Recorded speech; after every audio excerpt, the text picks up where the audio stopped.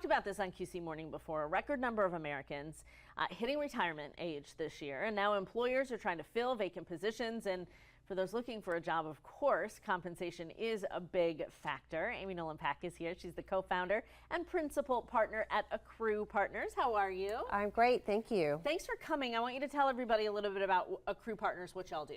Certainly. So Accrue Partners, we're an executive search and staffing firm here in the Charlotte region. We are 22 years servicing our clients in 41 states, but really focused on the Carolinas, and a total talent solutions provider in accounting, finance, IT, marketing, corporate support, and financial services. So you know what's happening out there in the industry. I feel like we do. Good, because we're going to get into it today. You say that, we kind of talked about it a little bit, but Boomers and Gen X and Gen Z in particular, you say, are really creating a problem for companies that are trying to create a culture, and culture is so important for companies.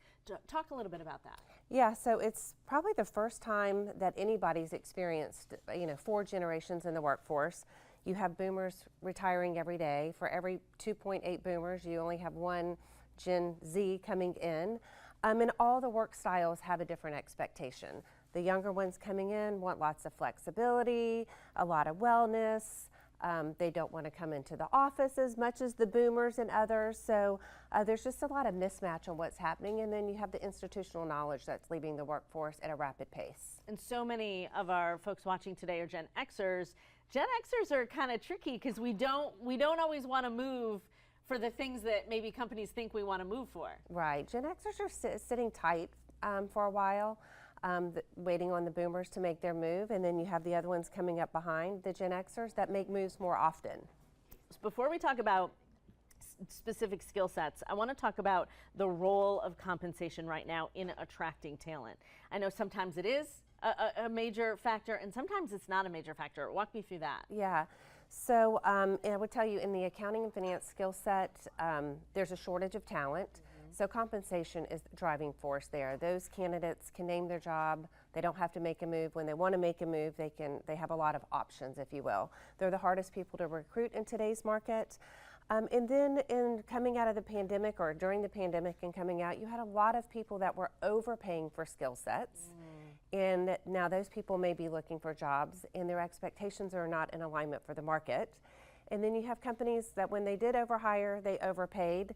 Now that the market's been soft for about 18 months, they're realizing they overpaid. They're conducting confidential searches to level out the compensation to get back where it needs to be, and at the same time upskilling the talent to get stronger people. So it is a very unique time.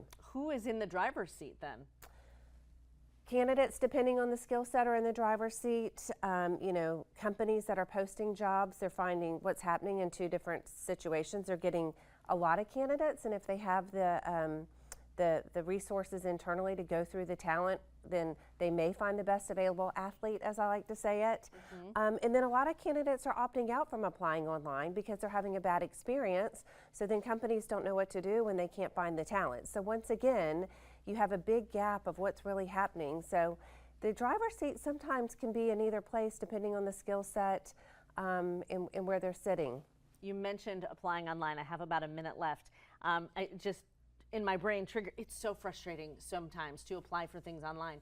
Is that turning people away, and is there an alternative if you see that as the only way to apply for a position that you're interested in? Most people are frustrated. Yeah. They feel like they're going to a black hole. Yes. And they're no longer applying online. They're finding other resources, work through a firm, looking for referrals, and they're just opting out of that altogether.